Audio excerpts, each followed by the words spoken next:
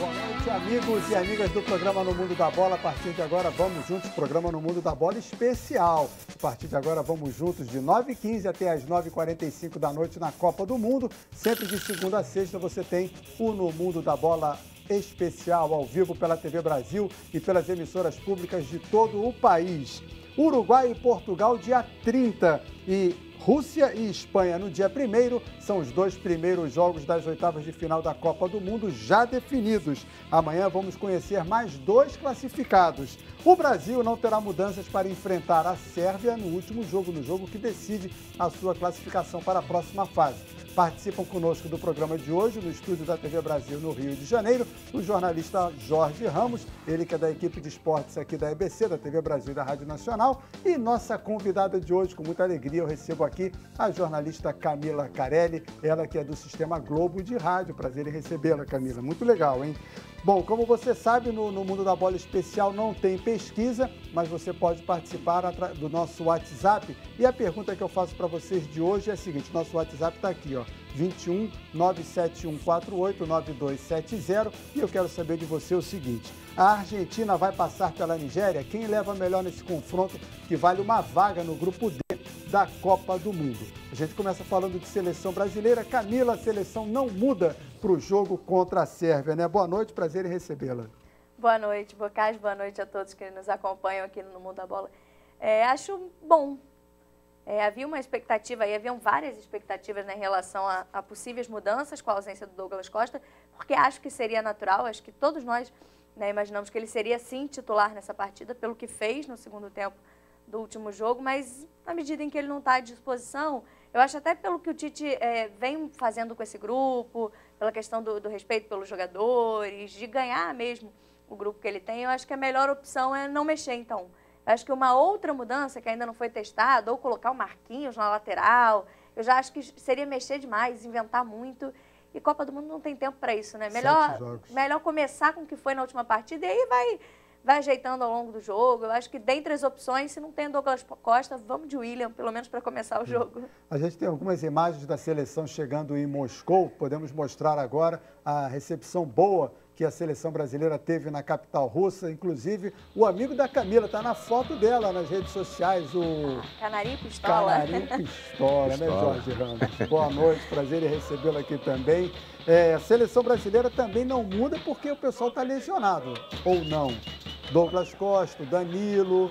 Né? Sem dúvida nenhuma, se o Douglas Costa estivesse bem, ele provavelmente seria o titular. Ele mudou, né, o jogo naquela partida contra a Costa Rica. A entrada dele foi uma entrada, acho que fundamental, né? Foram as melhores jogadas da seleção brasileira, surgiram com a iniciativa dele, jogador que partiu para dentro, né, tentou o drible, inclusive machucado, fez o passe para o gol do Neymar, né?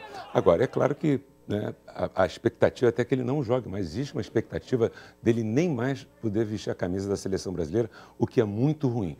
Então, acho que o Tite escolheu não mudar muito. Vai com o William, né? Às vezes o jogador não joga bem o primeiro jogo, mas o segundo jogo melhora, cresce, até essa possibilidade dele ficar fora o faz repensar e crescer na partida. Então, a gente está vendo aí imagens do Renato Augusto, que seria uma alternativa também, né, Camila? Mudaria um pouco o esquema, talvez o Felipe Coutinho tivesse de mudar de posição também. Você não concorda?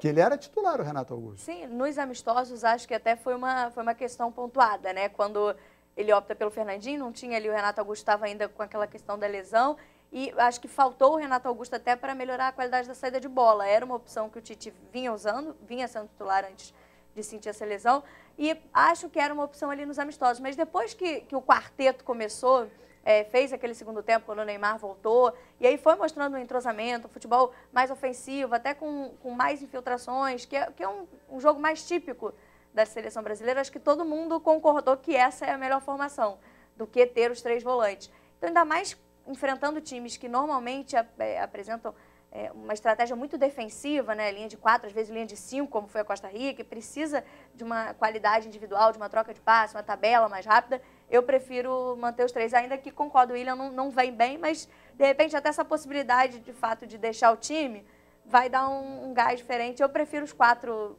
homens de meio campo ali do que os 3 volantes. mosqueteiros, que são 4, né? Aqui o Felipe Beltrão. Arrebenta, Camila! Obrigada. Para você. Obrigado aí pela participação. Mas, Jorge, uma coisa que pode preocupar, eu pergunto só a você. A média de altura da Sérvia é a mais alta da Copa, 1,85 m. E a do Brasil, uma das mais baixas, 1,80 m. E a maioria dos gols que a seleção brasileira sofreu foram de bolas aéreas na área. O que você tem a dizer sobre isso? Uma grande preocupação, sem dúvida nenhuma. Parece que os 6 gols que a seleção sofreu, 5, se não me engano, foram de cabeça. E a seleção da Sérvia é uma seleção bem alta, que vai explorar isso. É a mais alta da Copa. É a mais alta, né? Vai explorar, sem dúvida nenhuma, isso. E é um perigo constante, né? Porque vai que acerta, né? Aquela história, né? O cruzamento bem feito, se for bem feito, é muito perigoso. Agora, o posicionamento aí é o acerto dos treinamentos. É claro que o Tite pensou nisso, fez, né, esse treinamento para tentar evitar, né, justamente essa possibilidade de levar o gol na bola aérea. Vai ser a jogada mais perigosa da Sérvia nesse jogo, não tenha dúvida. Camila, para encerrar o papo sobre seleção brasileira, o Neymar. O que você tem a dizer? Você ainda não veio aqui participar, né? Do choro do Neymar, a pressão sobre o Neymar. O Neymar tem sido o grande personagem. Você defende o Neymar ou critica o Neymar? Eu acho que tem, não é uma questão nem de defesa ou acusação, eu acho que talvez nem o Neymar esteja sabendo lidar com isso. Ele é o protagonista, ele é o principal personagem da seleção brasileira, talvez ao lado do Tite, mas ele é quem entra em campo, então vai haver uma cobrança ou uma observação muito específica nele. Eu acho só, longe da gente querer julgar ou dizer o que foi o choro do Neymar, o que ele sentiu, o que ele deveria ter sentido, eu acho que o que gera uma preocupação no torcedor não é dizer que ele não pode chorar, acho que todo mundo deve chorar, até que muitas vezes faz bem. Mas a preocupação do torcedor é a comparação com a última Copa, quando o desequilíbrio emocional da seleção foi apontado como um grande fator para aquela derrota. Então a gente não sabe, é óbvio que eu não posso dizer que ele está desequilibrado emocionalmente, ninguém sabe, mas dá essa preocupação, eu acho que todo mundo tem o direito de se preocupar também. Então, acho que em relação ao choro tem essa preocupação, o quanto que, depois de tudo que aconteceu na partida, um cartão bobo, um chute que ele dá na bola, um pênalti que ele cavou, a maneira como ele agiu durante a partida, e depois o choro, dá uma sensação de que o Neymar, ai meu Deus, será que essa seleção vai sofrer de novo com esse desequilíbrio? E por outro lado, o estilo dele de cavar muitas faltas, de ir muito ao chão, diferente talvez dos concorrentes dele ali pelos melhores do mundo, o Messi e o Cristiano Ronaldo, que sempre preferem seguir a jogada. O Neymar tem essa característica e vai sempre ser julgado por ela, não adianta. É verdade. Lembrando que o Neymar tem um cartão amarelo, o Casemiro também, Felipe Coutinho também, e 2 cartões amarelos tira o jogador do jogo seguinte. Essa é outra preocupação. Bom, seguimos aqui falando então de Copa do Mundo. Temos imagens aí da Espanha. A Espanha que empatou surpreendentemente hoje com a seleção de Marrocos, né, Jorge Ramos? Estava perdendo até o final do jogo. É verdade. Você vê como são as coisas, né? A seleção foi campeã em 2010, né? Tem excelentes jogadores, né? Num centro, né, de concentração dos melhores jogadores do mundo, enfrentou muita dificuldade nessa partida. E passou. Agora é impressionante, Empatou, né? Passou, empatando, mas passou. E passou como primeira colocada do grupo, né? Agora, fica sempre essa expectativa.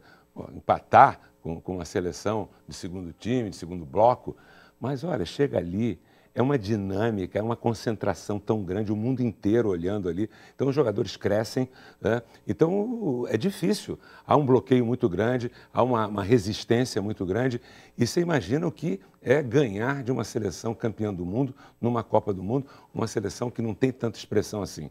É um peso fantástico, é o triunfo disso tudo. E acabou que foi um jogo muito difícil, mas passou. Marrocos estava na última partida na Copa, precisava mostrar alguma coisa também, né? Já estava eliminada, né? Acho que isso que surpreende mais a atuação de uma seleção eliminada. Jogou aliviado. Mas em geral você acha que vai ser uma apresentação talvez sem o peso, ruim, né? E talvez, é o contrário. Até o peso, né? Nós já estamos fora mesmo. Então vamos deixar rolar e acaba fazendo o que fizer.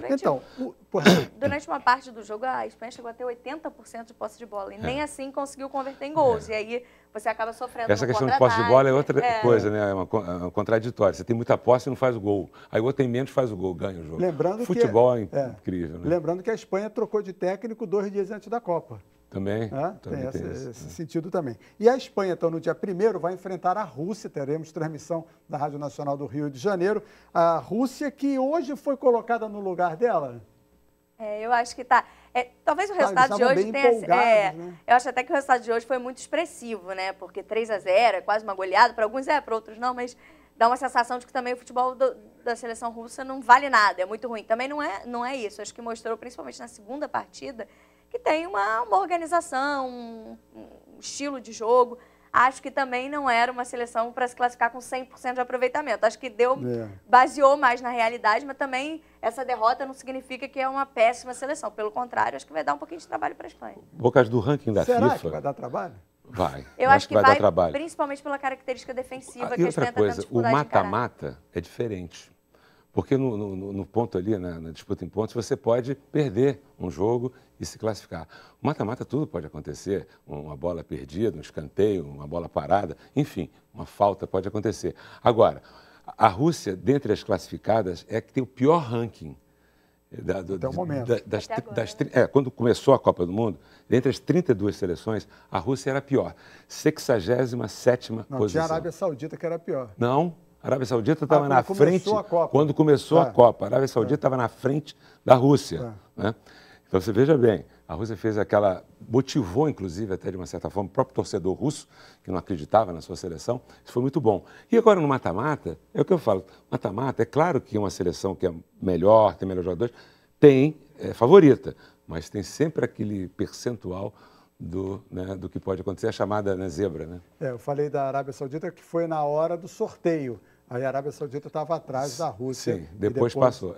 Depois isso mudou. Muito bem. Então temos o confronto Espanha e Rússia. Você acha que a Rússia dá trabalho para a Espanha? Acho que a Espanha vai classificar, tem jogadores mais qualificados, mas acho que, pelo que eu vi ainda mais hoje do jogo contra o Marrocos, a dificuldade, assim, em alguns momentos, né, quando o time tem os 11 atrás ali no meio campo, a Espanha teve dificuldade de superar esse bloqueio. A Espanha, e a Rússia vai fazer cruzamento aí. A Espanha, quando foi campeã em 2010, perdeu o primeiro jogo.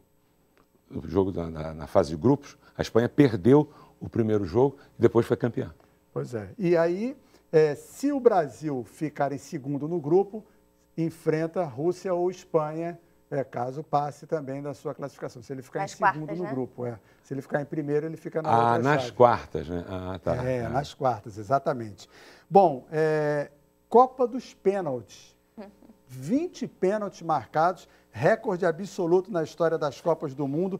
Era de 18 pênaltis marcados nas Copas de 90, 98 e 2002. E desses 20 pênaltis, 15 convertidos. O recorde até o momento é na Copa de 98, com 17 pênaltis convertidos. Um dos pênaltis não convertidos foi pelo Cristiano Ronaldo, mas esse é assunto do segundo bloco. Daqui a pouquinho a gente volta no Mundo da Bola, especial, o programa da TV Brasil.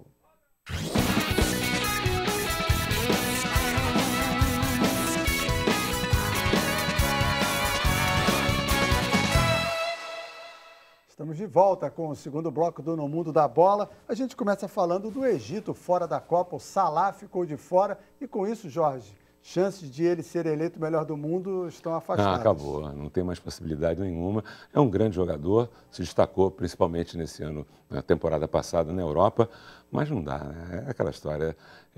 Ele não tem o peso, por exemplo, de um Cristiano Ronaldo jogando na seleção de Portugal, que é uma seleção melhor, né, que é a seleção do Egito, mas não dá, Bocage. Pois é, Camila, é isso que eu ia colocar. Se para o Cristiano Ronaldo, muito se fala que ele não tem uns companheiros ao lado, para o Salah, pior ainda, né?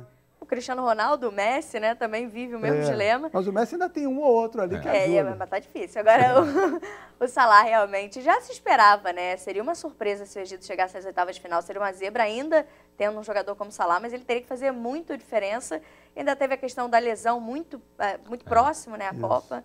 A Liga dos Campeões ele já não conseguiu disputar a final. Na Copa, chega com essa indecisão, ficou o primeiro jogo fora. Essa indecisão se teria condições ou não.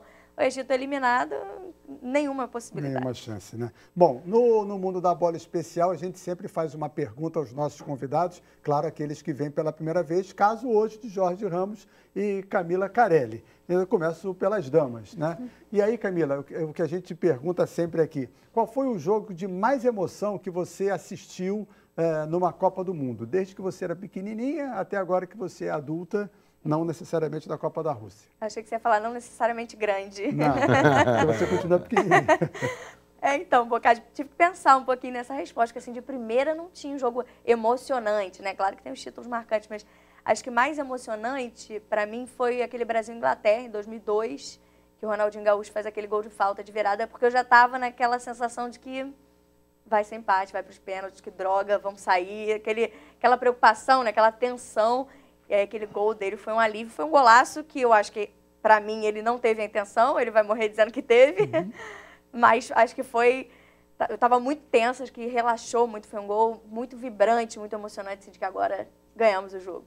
Era uma adolescente. Era. Mais jovem. Mais jovem ainda. Jorge Ramos, a mesma pergunta para você. Eu vou mais longe. Eu vou até 1970, a Copa do Mundo, né, que foi disputada no México, naquele jogo da semifinal com o Uruguai. Um jogo inesquecível, porque o jogo era muito difícil, o Uruguai chegou a sair na frente e estava muito próximo ainda de 50, até hoje se fala de 50, né? Depois do 7-1 perdeu um pouco, mas falava muito de 50, então o Uruguai saiu na frente. E eu lembro que o Brasil empatou no gol do Clodoaldo, né? E o Gerson combinou com ele, né? O Gerson falou, olha, estão me marcando muito, sai mais você que eu vou ficar.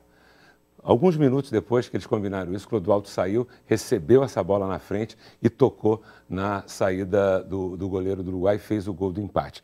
Foi um gol marcante e ali, para mim, determinou que o Brasil seria o campeão de 70. Foi um momento muito difícil, porque era um peso muito grande que os jogadores tinham. E aquele gol ficou muito marcado. Depois eu tive a oportunidade, o Gerson é uma pessoa um querido amigo, que é lá de Niterói, onde eu moro, e me contou muito desse lance, detalhes dessa situação. Para mim, foi o gol mais bonito. Muito bem, então estão feitos os registros da Camila Carelli e do Jorge Ramos. Vamos falar então agora, o Jorge falou do Uruguai, da vitória sim, do Uruguai, 3-0 sobre a Rússia, e aí foi um resultado surpreendente, segundo você, Camila, mas o Uruguai fez um bom jogo. Não sei se surpreendente, mas vocês aliás, talvez... os dois estão de Uruguai hoje. É verdade. Eu acho que talvez o placar elástico deu uma impressão de que aquilo, né? A Rússia foi de 8-80, era um time que estava badalado pelos dois primeiros resultados, a goleada logo na estreia, e agora perde 3-0. Acho que não significa que o time da Rússia, que a seleção é tão ruim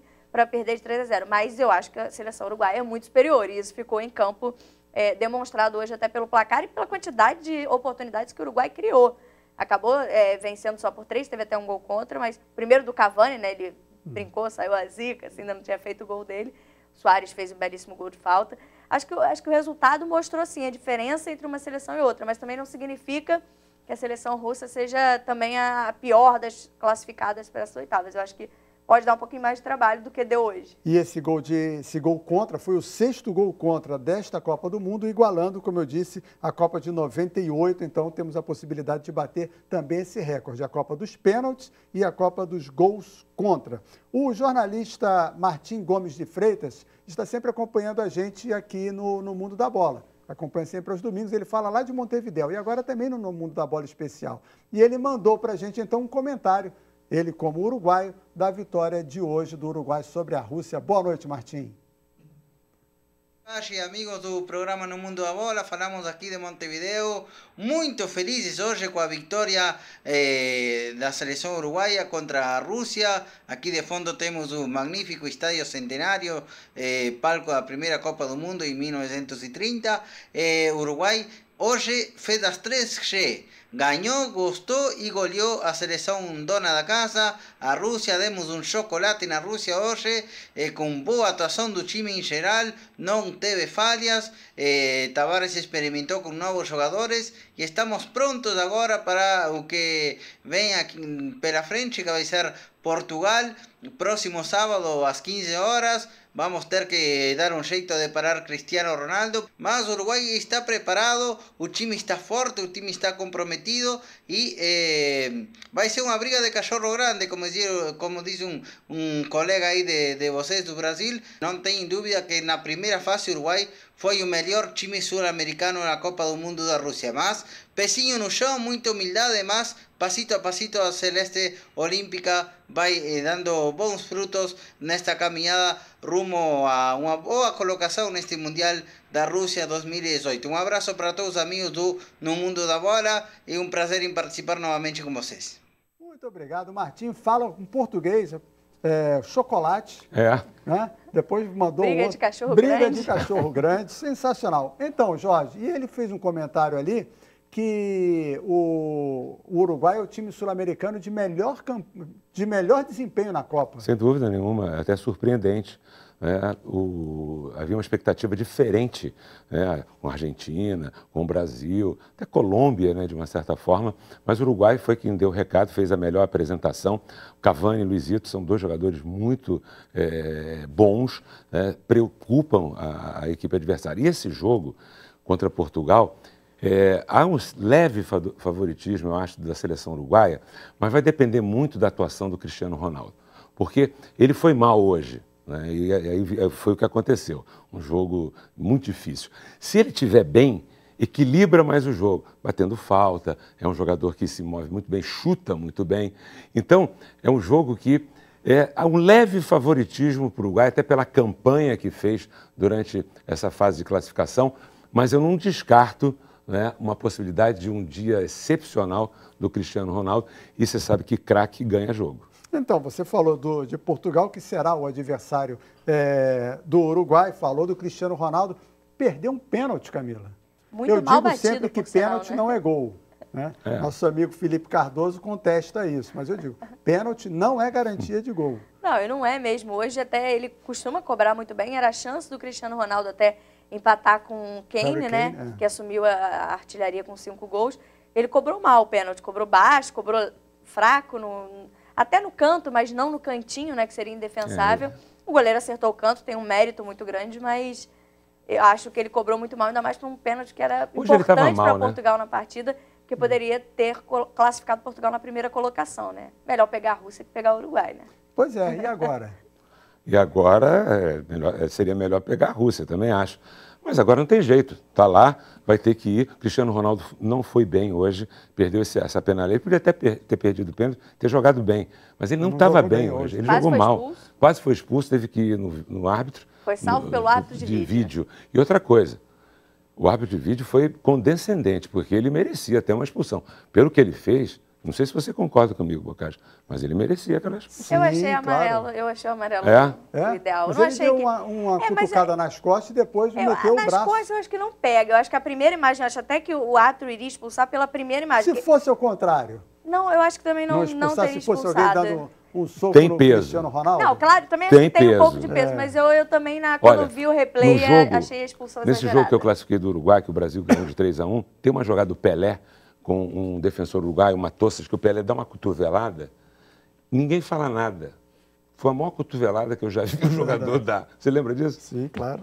Bom, lembrando que amanhã, terça-feira, dia 26 de junho, a Rádio Nacional transmite a partir das 11 da manhã, a abertura da jornada 10h30, Dinamarca e França com Rui Fernando. E a partir das 2h30, a bola rola às 3 da tarde, Nigéria e Argentina com André Luiz Mendes. Logo depois do programa de hoje, 9h45, conversa com Rosiane Kennedy, e ela vai entrevistar o ex-zagueiro Lúcio.